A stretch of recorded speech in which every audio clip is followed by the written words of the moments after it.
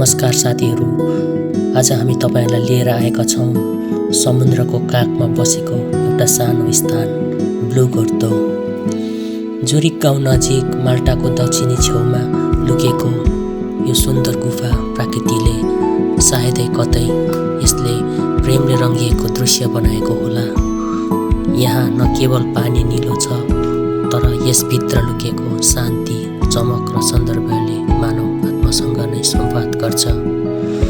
लाखौं वर्ष पहिले समुद्रले टपक्क मन पराएको एउटा चट्टान थियो। त्यसैलाई उसले बिस्तारै काट्दै गहिराउँदै गुफा बनायो, एक प्रेमिल चुम्बन जस्तो। यही प्रेमको फल हो ब्लू गर्तो, जहाँ हरेक छालमा समुद्रको धड्कन सुनिन्छ। चट्टानहरूले बनाएको विशाल आर्च त्यो प्रेमको ढोका हो, जुन भित्र छ नीलो सपना जस्तो संसार।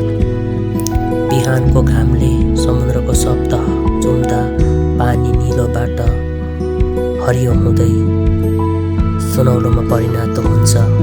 त्यो दृश्य हेर्दा लाग्छ सूर्यले समुद्रलाई मायाको स्पर्श गरिरहेको छ। यहाँको पानी यति पारदर्शी र शान्त छ, मानव संसारको सबै बोझ यहाँ बिर्सन्छ। जब तपाईँ सानो ढुङ्गामा बसेर गुफाभित्र जानुहुन्छ, तब केवल पानीको सनिपात, गुफाको प्रतिनिधि र तपाईको हृदयको धड्कन बज्छ। यो यात्रा उद्देश्य होइन, अनुभूति हो, जुन तपाईले आँखाले मात्र होइन मनले देख्नुहुन्छ। जुरिक गाउँको आत्मा ब्लू गर्तोमा झल्किन्छ, शाक्ति, आत्मीयता र अतीतता।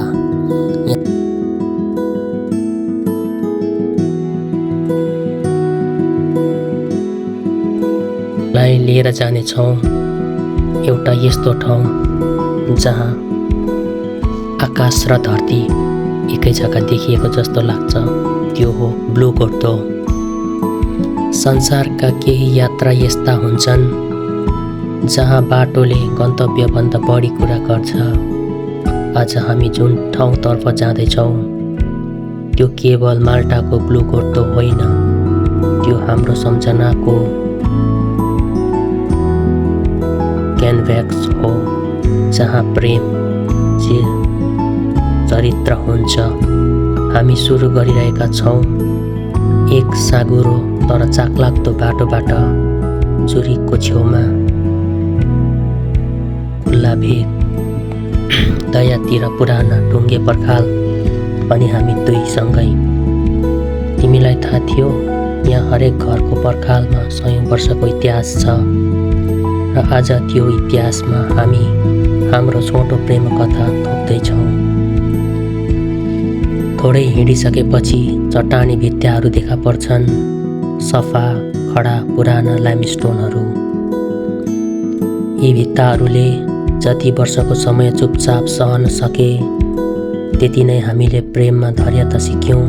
तिमीलाई सम्झन्छु, तिमीले पहिलोपल्ट हात समाउँदै यही चट्टानतिर हेरेका थियौ।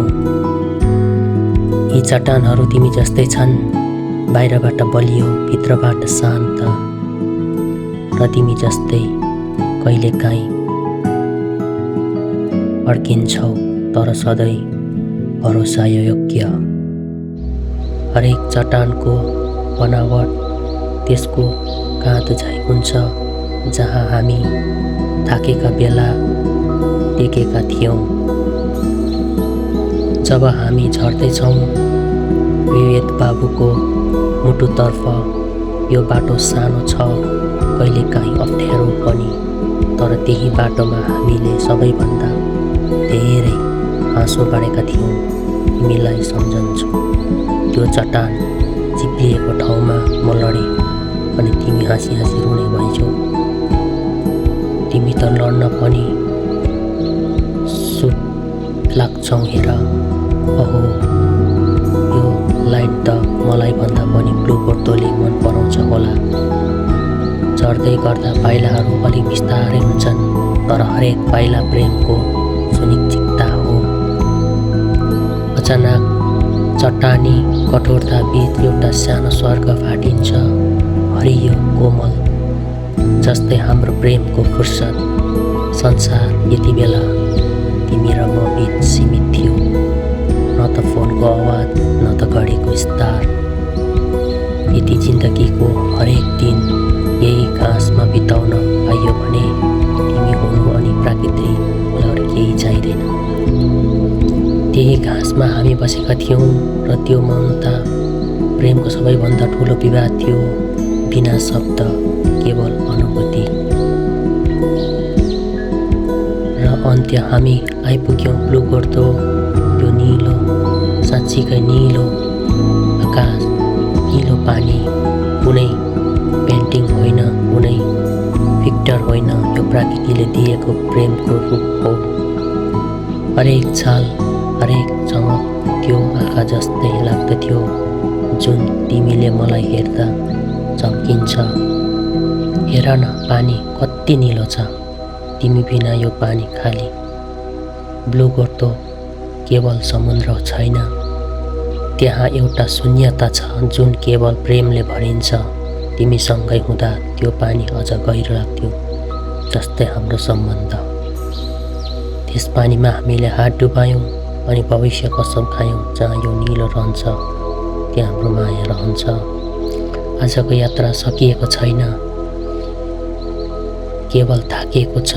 ब्लू गर्दो र विवेक बाबुले हामीलाई केवल हृदय दिएका छैनन्, हामीलाई सिकाएका छन् कि प्रेम उकालो ओह्रालो बाटो हो। कहिले काहीँ चट्टान जस्तो कडा, कहिले घाँस जस्तो कोमल अनि कहिले काहीँ समुद्र जस्तै गहिरो। तिमीसँगै हिँड्दा बाटो सजिलो लाग्छ र तिमीले साथ नछोडेसम्म म कहिले हराउँदिनँ। साथीहरू जीवनमा कहिले काहीँ नक्सा होइन, मनले बाटो देखाउँछ। ब्लू गर्दो र विवेक बाबु यी केवल गन्तव्य होइनन्, यी हाम्रो प्रेमको प्रतिनिधित्व हुन्। हामी भेटिन्छौँ अर्को अध्ययनमा, अर्को उद्देश्यमा। जबसम्म प्रेम रहन्छ हामी यात्रा गरिरहन्छौँ।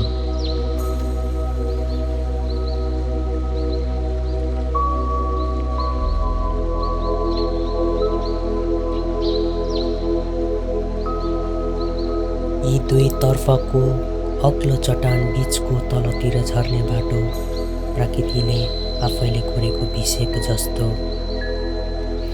यो बाटो सानो लाग्छ तर यसको कथा विशाल छ। जसरी प्रेम पनि कहिलेकाहीँ चुपचाप गहिरो हुन्छ। चट्टानका भित्ताहरू कहिलेकाहीँ साँघुरा हुन्छन्, तर यहाँ जीवनको सानोतिनो लक्षण देखिन्छन्। चारहरू ससाना झिङ्गा अनि पवनको चुस्केरा। यी चट्टानले हाम्रो भावना जस्तै देखिन्छ, बाहिरबाट कठोर, भित्रबाट संवेदनशील। यो बाटो हिँड्दा तपाईँ आफैभित्र डुब्नुहुन्छ। संसार त यहाँ मौन छ, तर मनमा गुन्जेका कुराहरू ठुला छन्।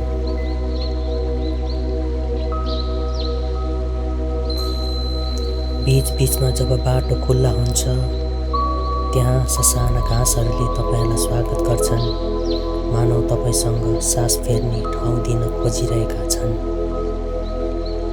यो घडी विश्रामको हो, केवल बस्ने, हेर्ने र महसुस गर्ने। यी हरियाली थलोहरू भिसे उपत्यकाहरूको मुटु हुन्, जहाँ प्रकृतिले हामीलाई थाम्नका लागि सानो काग बनाइदिएको छ।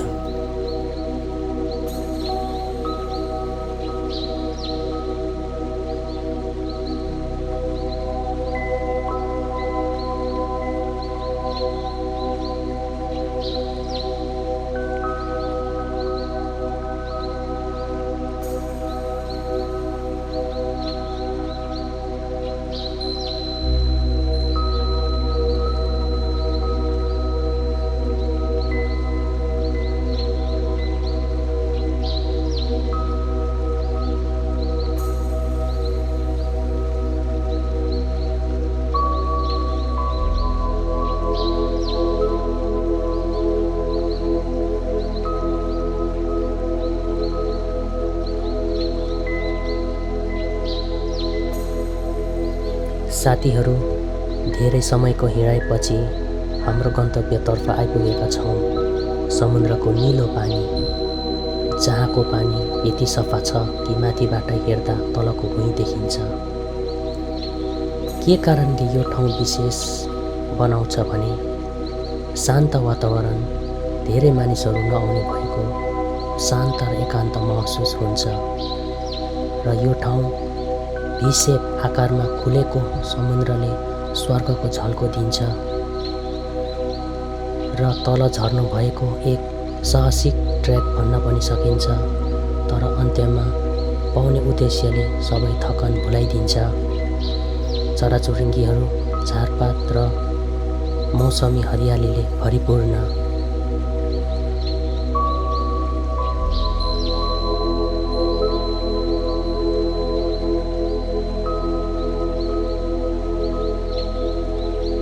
त्यो पानी अरू कुनै पानी जस्तो थिएन। त्यो स्वर्गको स्पर्श जस्तो थियो, चिसो तर आत्मामा मिठास भर्ने।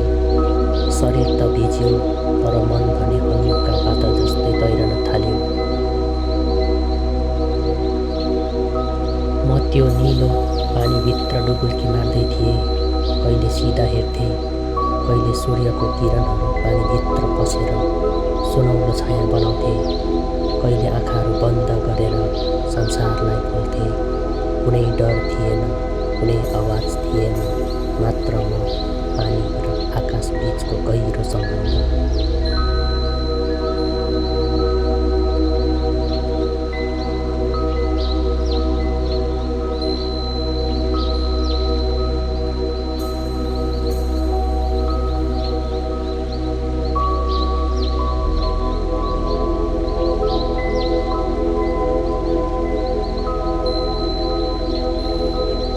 जीवनमा थुप्रैपल्ट पौडी खेलेको छु, तर विट बाबुको नीलो पानी केही फरक थियो। त्यो पानीले शरीर मात्र होइन, आत्मालाई पनि शुद्ध बनायो। लाग्यो मैले आफैलाई हराएको केही टुक्रा फेला पारेँ, जुन सायद यो मेरो सपनाको गहिराइमै लुकेको थियो।